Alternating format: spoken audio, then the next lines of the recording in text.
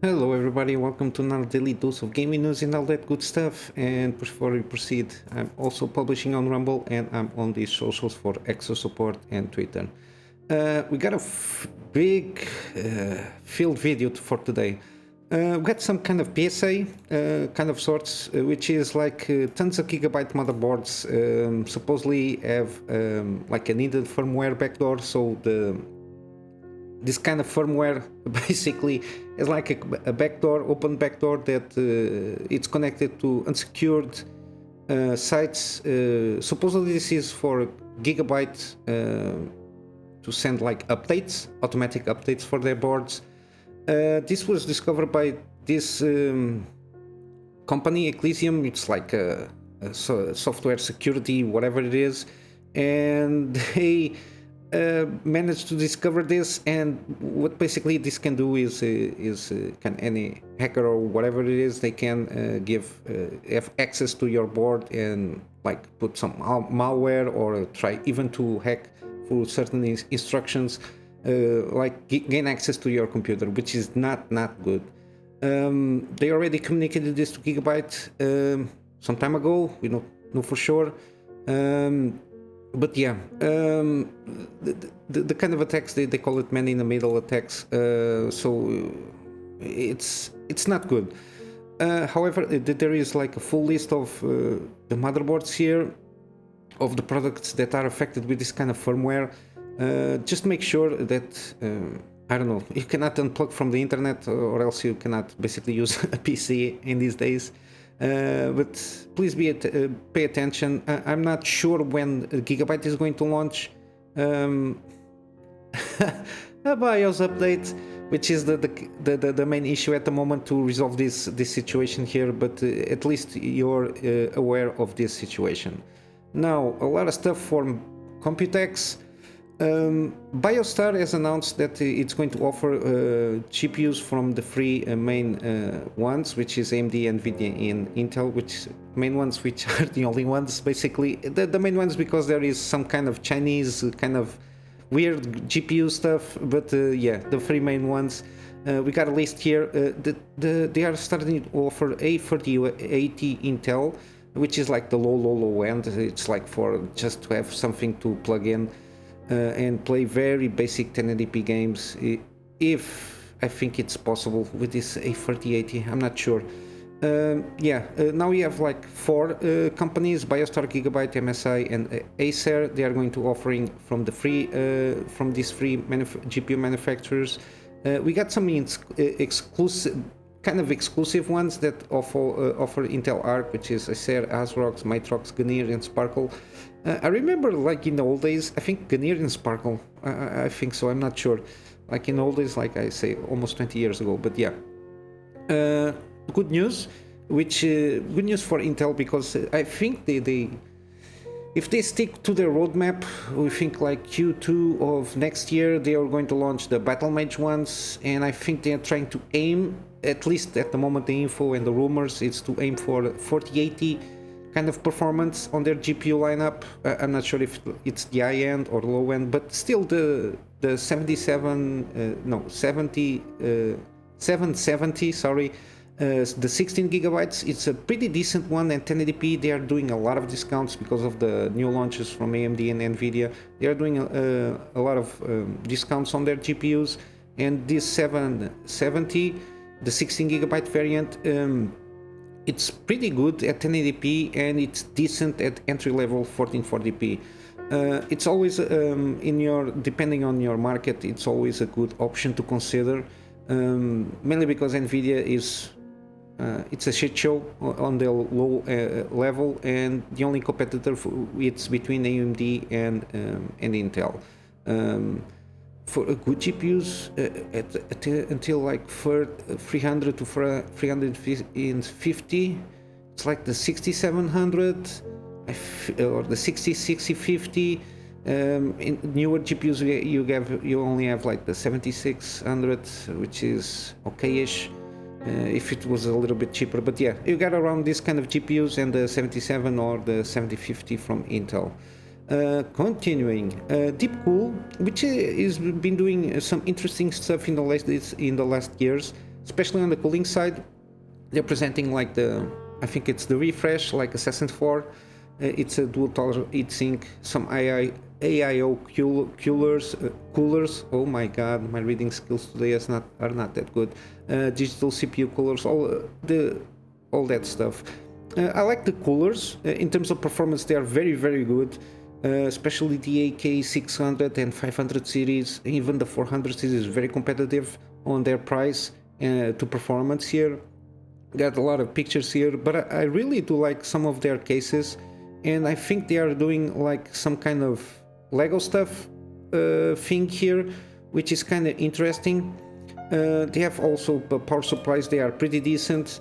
Again, this thing here, again, I will continue my rant. As you can see, the connectors here are way smaller than the rest of the CPU stuff, the PSU stuff. Again, trying to go back with the 12 power thing.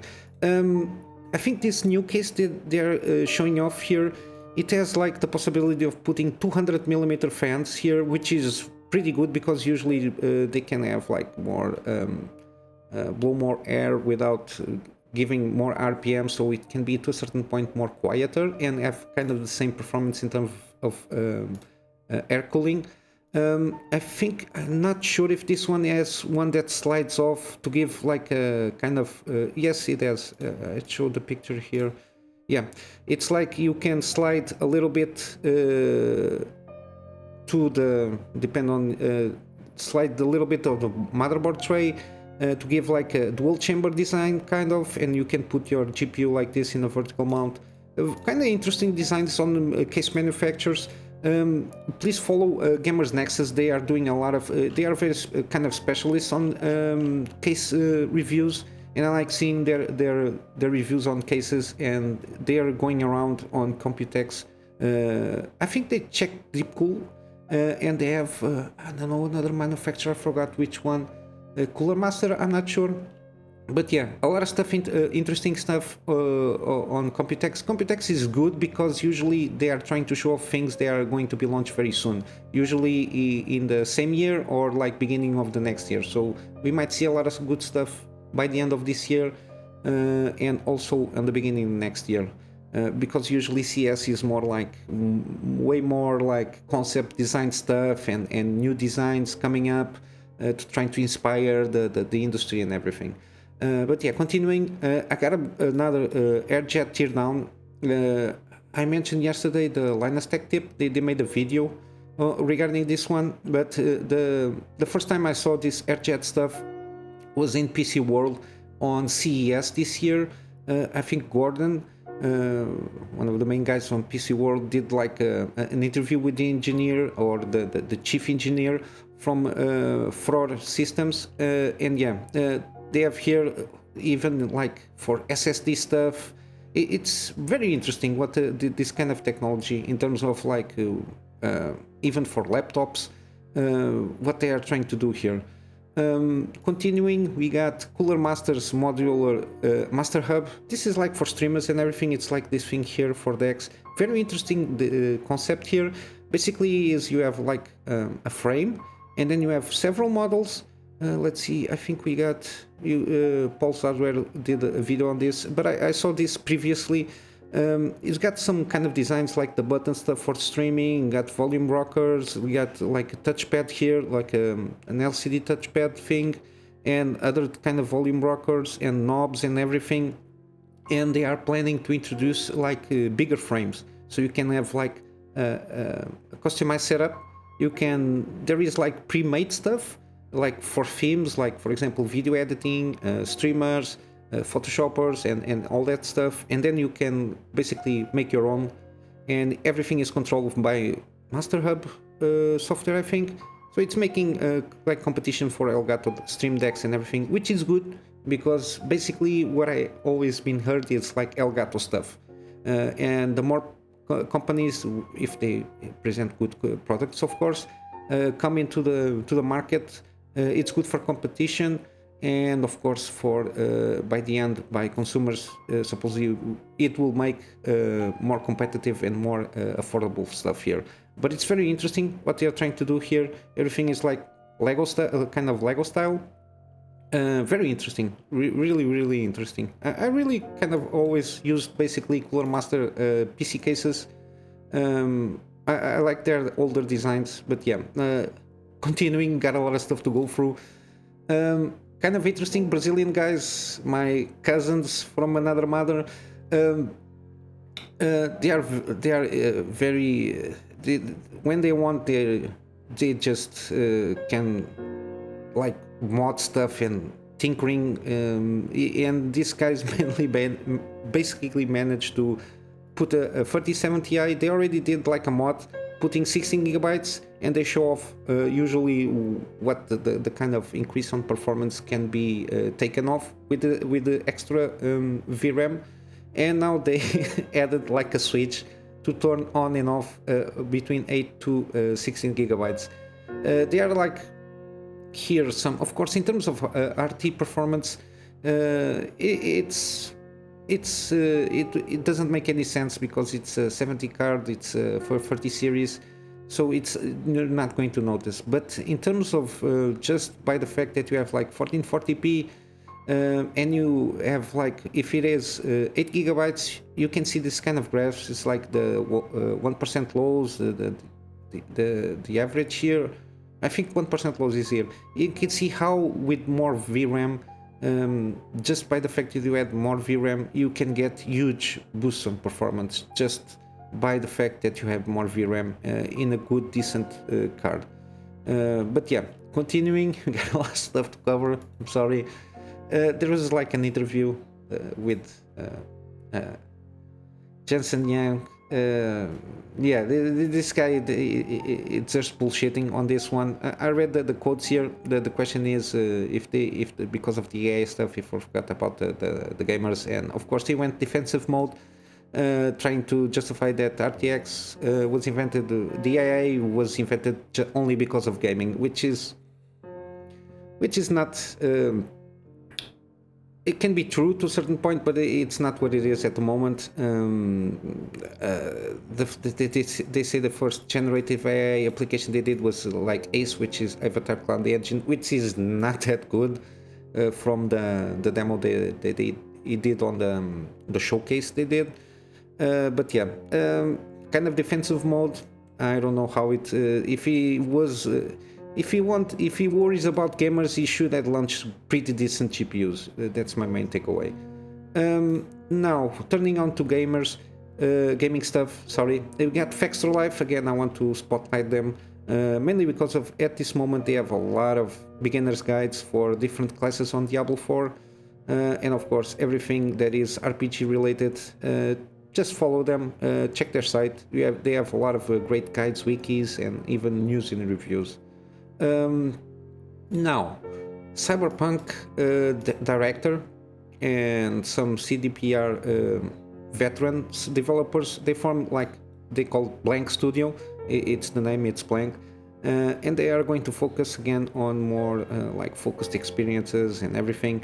At the moment, only 10 employees. They want to expand to 60, and they have like this concept art. The game they are trying to develop is like a post-apocalyptic world, but it's more narrative based. They throw a little shade on the industry here on their quote, basically because where the industry champions a dictatorship of the creative individual, we want to give ownership to the team. Basically, it's devs are usually not the fault of the games usually coming out badly. It's mainly about the higher ups. They or try to accelerate stuff or try to cut off stuff. They just want to rush because of the quarterly earnings. Usually it's mainly their fault. Not all, but yeah. Usually devs, they just want to launch a pretty decent game for gamers. Again, continue with Cyberpunk kind of theme. There is a rumor that the expansion will release now in August.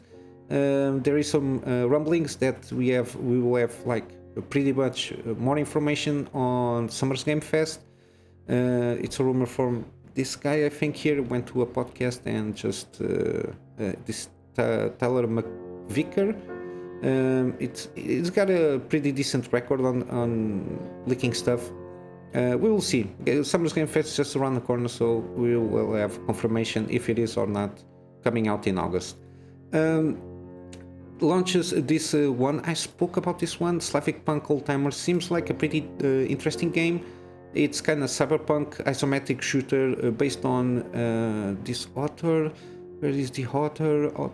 It's Michael Golkowski, Polish science fiction and fantasy book author. Launches 28 June, so by the end of the month. Seems pretty interesting. I'll leave the link, of course, of everything I've been talking about, so you can check out the trailer. Seems kind of interesting. It shows a lot of combat stuff. I don't know if they're going to have more like narrative stuff, because I think this guy is like a kind of an ex-detective or a detective, and he has to detective stuff. I'm not sure. It's on my wish list to keep an eye on it to see how it goes, if it is a good launch or not. More news. We got Wolfenstein studio MachineGames.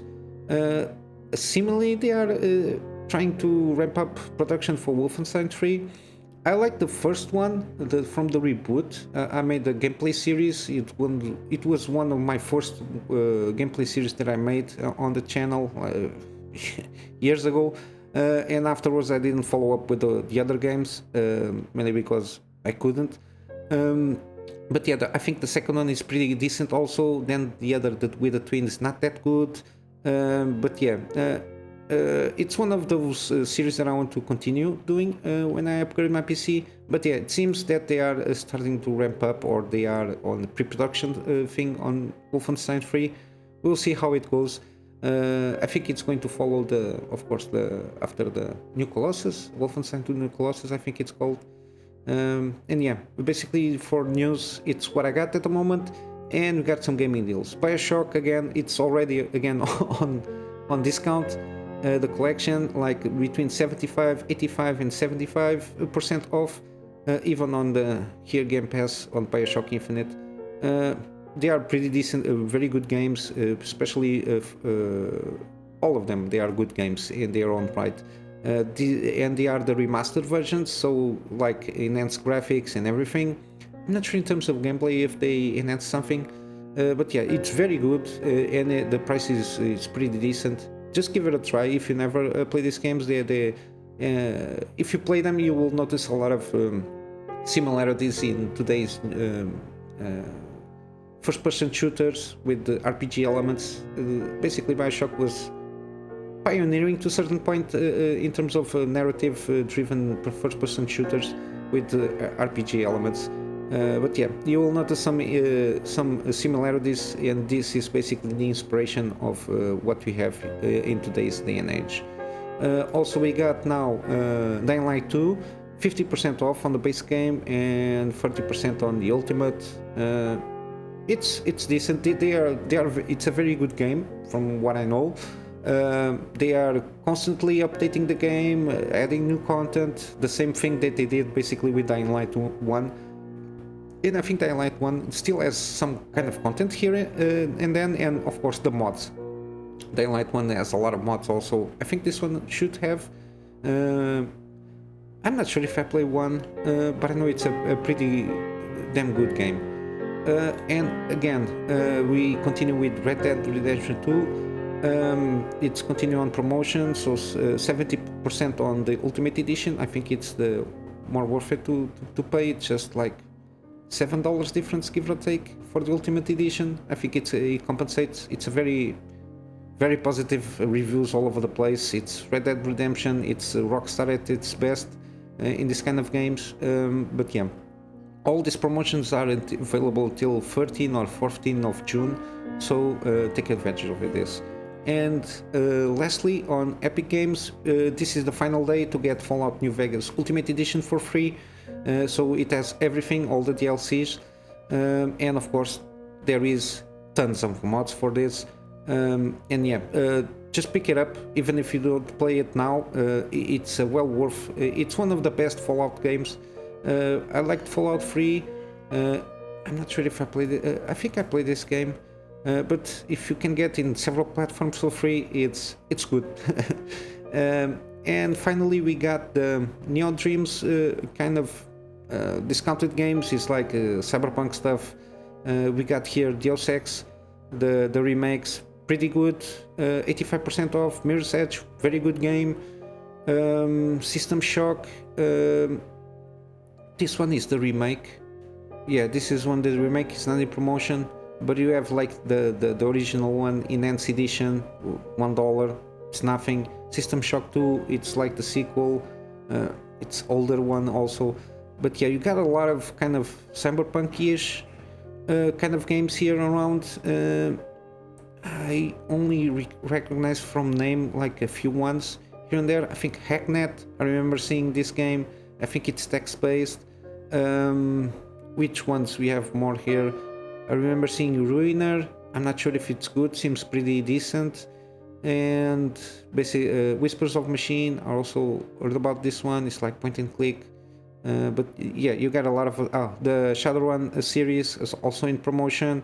Mirror's Edge, already talk about it. Tesla Effect. Yeah, you got a lot of games here, more than I don't know how many games, 100 games on sale on this kind of thing. So 4 days until then. I will leave a link on the description with everything that I've been talking about. And finally, we're going to wrap up for today with my GoGetFundMe for me to upgrade my PC to get better, more content for my private clients, and of course start doing some video stuff for them.